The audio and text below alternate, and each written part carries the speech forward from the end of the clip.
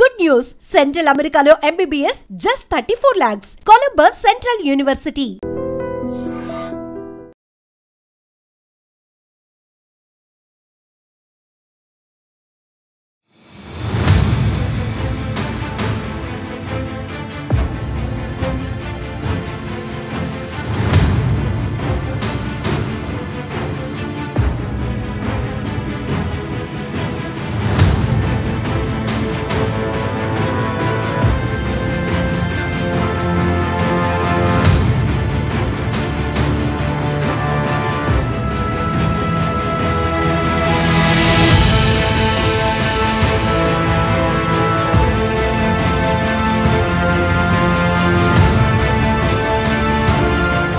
తమిళనాడు జాలర్ల వలకు ఒక అరుదైన చేప చిక్కింది. దీన్ని డూమ్స్ డే ఫిష్ అంటారు లేదా ఓర్ ఫిష్ అని కూడా అంటారు. అయితే ఈ చేపను చూడగానే మత్స్యకారులు షాక్ అయిపోయారు. ప్రమాదం ముంచుకు రాబోతోంది అంటూ భయపడుతున్నారంట. ఇంతకీ అసలు ఈ వెల్లువెత్తుతున్నటువంటి ఈ వదంతులకు సంబంధించి సోషల్ మీడియాలో కూడా చాలా ఇంట్రెస్టింగ్ వార్తలు నడుస్తున్నాయి. ఈ డూమ్స్ డే ఫిష్ అనేది సునామీలు, భూకంపాలు, తుఫాన్లు లాంటివి వచ్చినప్పుడు ఎక్కువగా తీరానికి కొట్టుకు వస్తాయి కాబట్టి ఇవి తుఫాన్లు, సునామీలకు సంకేతంగా మత్స్యకారులు అయితే ఫీల్ అవుతున్నారు. తిరువైకులం తీరంలో వేట కొనసాగిస్తున్నటువంటి మత్స్యకారుల వలకు ఈ చేప చిక్కింది. ఈ ఓర్ ఫిష్ గురించి అనేక కథనాలు కూడా సోషల్ మీడియాలో ఇంట్రెస్ట్గా వైరల్ అవుతున్నాయి. అయితే సైంటిఫిక్ రీజన్స్ ఏవీ లేనప్పటికీ జపాన్లో 2011లో వచ్చినటువంటి సునామీకి ఈ ముందు ఈ ఫిష్లు ఎక్కువగా తీరానికి కొట్టుకొచ్చాయి. దానికి సంకేతంగా అంటే ఇలాంటి సునామీలు, ప్రకృతి వైపరీత్యాలు సంభవించే ముందు ఈ ఫిష్లు ఎక్కువగా కనిపిస్తూ ఉంటాయి, తీరానికి కొట్టుకొస్తాయి. ఈ ఓర్ ఫిష్ని చూస్తే కాస్త భయం వేస్తుంది అనే అభిప్రాయాలు కూడా మత్స్యకారులు చెప్తా ఉన్నారు. అయితే శాస్త్రవేత్తలు మాత్రం ఈ వదంతులన్నింటినీ కొట్టిపారేస్తున్నారు. అనారోగ్యం కారణాల వల్ల కావచ్చు, ప్రకృతి వైపరీత్యాల వల్ల, సముద్రంలో నెలకొన్న వాతావరణ పరిస్థితుల వల్ల మాత్రమే ఈ ఓర్ ఫిష్లు, డూమ్స్ డే ఫిష్లు తీరానికి కొట్టుకొస్తాయి. అంత భయపడాల్సిన పరిస్థితులు అయితే ఏమీ లేవు. కానీ వదంతులు ఏవైతే వస్తున్నాయో, సునామీలు, భూకంపాలు ముందు ఈ ఫిష్లు తీరానికి కొట్టుకొస్తాయి అనే వాటిని మాత్రం శాస్త్రవేత్తలు ఖరాఖండిగా కొట్టిపారేస్తున్నారు. ఏదేమైనా ఇప్పుడు ఓర్ ఫిష్ గురించి పూర్తిగా డీటెయిల్గా తెలుసుకోవాలనే ఆసక్తి నెటిజన్లలో పెరిగింది. సో మనం కూడా కొంత డీటెయిల్స్లోకి వెళ్దాం. అసలు ఈ డూమ్స్ డే ఫిష్ని ఓర్ ఫిష్ అని ఎందుకు పిలుస్తారు? ఇవి ఎక్కడుంటాయి? ఏ చోట తీరంలో ఎక్కువగా జాలర్లకు చిక్కుతూ ఉంటాయి? ఎలాంటి పరిస్థితుల్లో తీరానికి కొట్టుకు వస్తాయి? ఈ వదంతులపై సైంటిస్టులు ఏమంటున్నారు? ఫుల్ డీటెయిల్స్లోకి వెళ్దాం.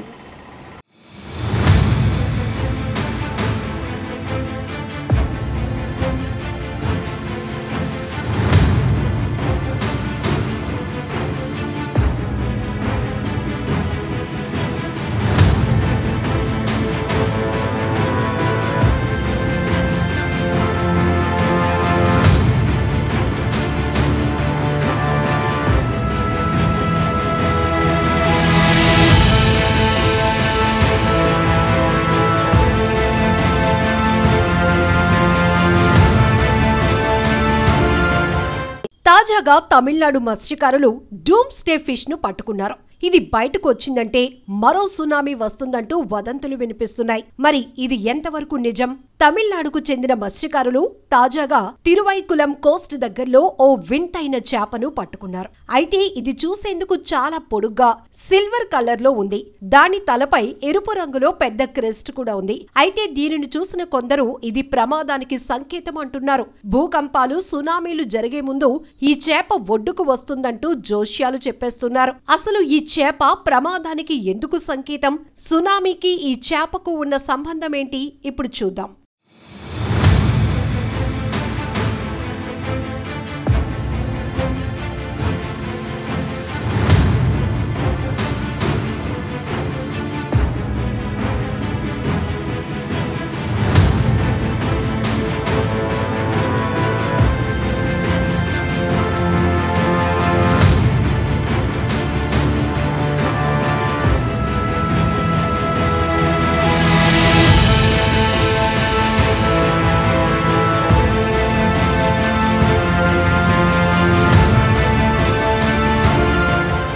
ఫిష్ సముద్రంలో ఉండే ఈ వింత జీవిని ఓర్ ఫిష్ అంటారు. ప్రపంచంలోనే అతి పొడవైన ఎముకని కలిగి ఉన్న ఫిష్ ఇది.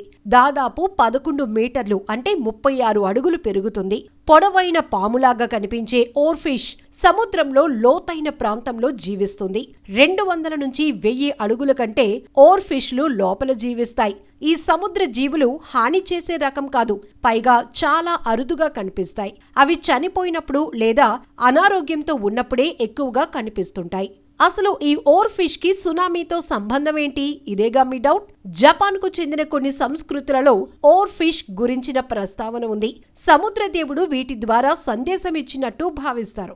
సముద్రంలో భూకంపాలు వచ్చే ముందు ఇవి తీరానికి వస్తాయంటారు. ఈ నేపథ్యంలోనే నీటి అడుగున జరిగే భూకంపాలు, సునామీలను ఈ జీవులు అంచనా వేస్తాయని నమ్ముతారు. 2011లో ఏమైందంటే, జపాన్లో 2011లో సునామీ వచ్చిన విషయం అందరికీ తెలిసిందే.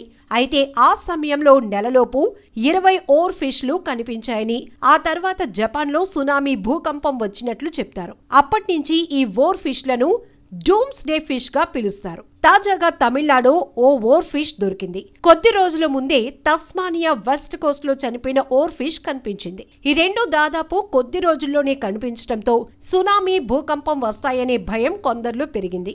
ఇటీవలే లెవియాథన్ ప్రస్తావన గురించిన వార్తలు చాలా వైరల్ అయ్యాయి. వాటిని ప్రపంచ అంతానికి చిహ్నంగా భావించి వాటికి సంబంధించిన పలు స్టోరీలు కూడా సోషల్ మీడియాలో తెగ హల్చల్ చేశాయి. ఇప్పుడు ఓర్ ఫిష్ గురించి కూడా ఎక్కువగా వినిపిస్తోంది. దీంతో సముద్రంలో ఏం జరుగుతోందని, అందుకే ఇవన్నీ వినిపిస్తున్నాయని చాలా మంది భావిస్తున్నారు. శాస్త్రవేత్తలు మాత్రం ఈ వదంతులు తోసిపుచ్చుతున్నారు. ఎందుకంటే వారి నమ్మకానికి సంబంధించి ఎలాంటి శాస్త్రీయ ఆధారాలు లేవు. అవి బయటకు రావటానికి అనారోగ్య కారణాలు అయ్యుండొచ్చని, సముద్రంలో వాతావరణ మార్పులు కూడా వాటిని బయటకు వచ్చేలా చేస్తాయని, అంతేకాని ఈ ఓర్ ఫిష్లకు సునామీకి ఎలాంటి సంబంధం లేవని చెప్పేస్తున్నారు. కాబట్టి వదంతులు నమ్మకపోవడమే మంచిదని కూడా చెప్తున్నారు.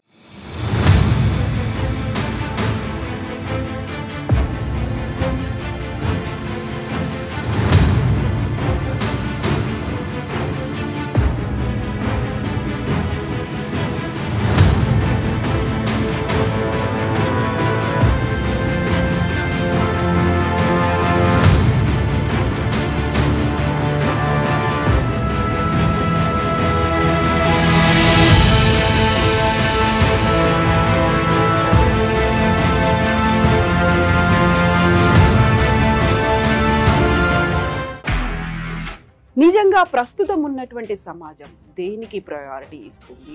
ఆర్థిక సంబంధాల చుట్టూ మాత్రమే తిరుగుతుంది. మళ్ళీ ఎన్నికలంగానే చాలా విరక్తి కలుగుతాం.